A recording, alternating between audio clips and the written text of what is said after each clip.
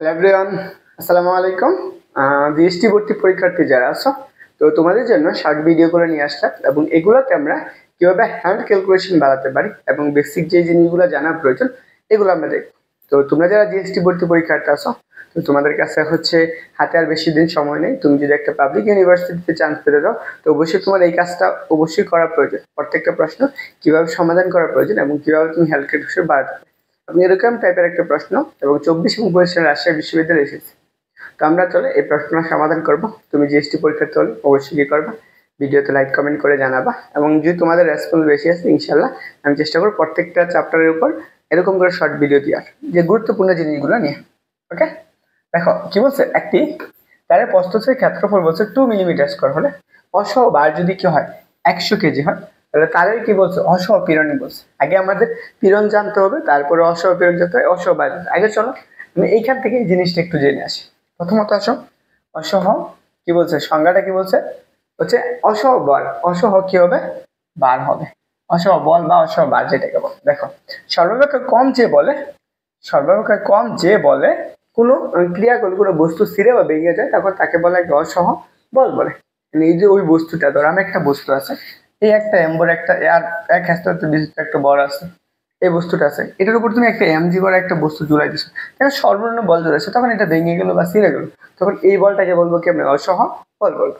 তারপর অসহ পীড়নটা কি, অসহ বলের জন্য যে পীড়ন ঘটে তাকে আমরা কি বলি, অসহ পীড়ন। আমরা পীড়ন সমান কি পড়ছিলাম বলতো, আমরা পীড়ন সমান পীড়ন ইকুয়াল টু আমরা কি পড়ছি, বল বাই ক্ষেত্রফল। বল বাই ক্ষেত্রফল, ক্ষেত্রফল। এখান থেকে আমাদের এককটা আসতে পারে, এখানে এককটা একটু মনে রাখবা। একক একক হচ্ছে কত, নিউটন পার কত, পার মিটার স্কয়ার, এটা আসে। অথবা আমরা আরেকটা একক হচ্ছে পীড়নের, সেটা হচ্ছে আমাদের কি প্যাসকেল।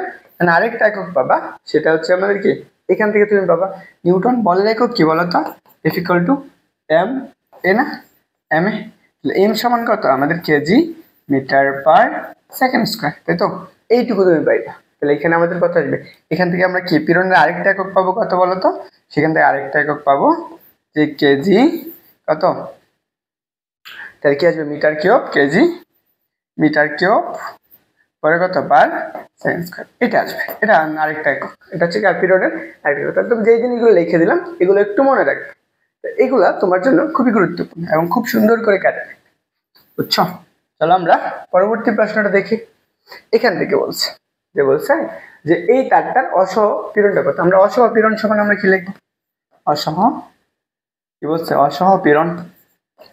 দেখো, এগুলো আমরা হাতে ক্যালকুলেশন করা শিখাচ্ছি, যে পীড়ন হচ্ছে কি বল বাই পীড়ন। তাহলে আমরা বল বাই কত, বল বাই হচ্ছে ক্ষেত্রফল, ক্ষেত্রফল। দেখো বলের মানটা কত, বল আমরা কি এমজি, এই একটা তার ছিল, ধরো আমরা একটা তার ছিল এই তারটা, এর উপর কত এম বড় একটা 100 কেজি বড় একটা বস্তু জুড়াই দিছো, তখন এটা কি করছে, ছেড়ে গেল বা ভেঙে গেছে, অসহ বল জুড়াইছো, তখন এইটার উপর একটা প্রস্থ ক্ষেত্রফল ছিল কত, এই কত বলছে 2 মিলিমিটার স্কয়ার। তাই আমরা এটা ক্যালকুলেশন করি।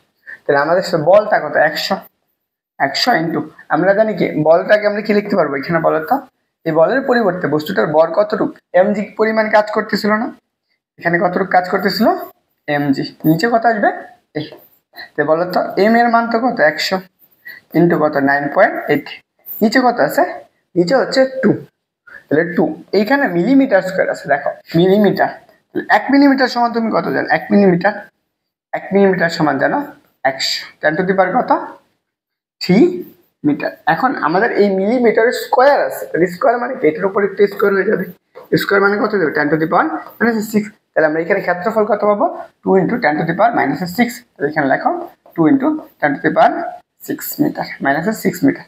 এখন তোমার কাজ কি, এখান থেকে একটা দশমিক এই পাশে নিয়ে নাও, তুমি এখান থেকে একটা দশমিক এই পাশে যদি নাও তাহলে তুমি কত পাবা, একটা দশমিক নিলে কি আসবে 10 ইন্টু কত 9.8, নিচে কত আসবে 2 ইন্টু 10 টু দি পাওয়ার কত, 10 টু দি পাওয়ার হচ্ছে -6।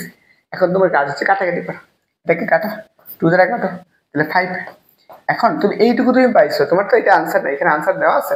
দেখো 5 ইন্টু 9 8, নিচে কত আছে 10 টু দি পাওয়ার -6, এটাকে তুমি উল্টাই দাও, তুমি এটাকে উল্টাই দিলে কি পাবা, তাহলে 5 5 আর কত 40, 5 নং 45 আর 9 কত 49 ইন্টু, এটাকে আমরা উল্টাই দিলে কি ইনভার্স না পজিটিভ হয়ে যাবে, 10 টু দি পাওয়ার কত 6।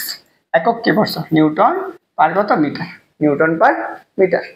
এখন তোমার তো এইটুকু নাই, এইখানে আমার আরেকটু আনসার করতে দেখো তো 4.9 আছে না, তো তুমি এই পাশ থেকে একটা দুইটা দশমিক না, তাহলে 4.9 ইন্টু কত 10⁶ নিউটন পার মিটার, এটা আনসার।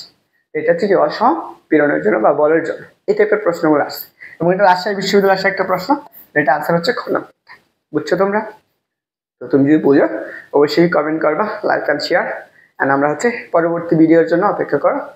আশা করি এইখানে যে এমসিকিউগুলো দিব এগুলো যদি ভালো করে প্র্যাকটিস করো, জিএসটি পরীক্ষা খুব ভালো একটা রেজাল্ট করতে পারো।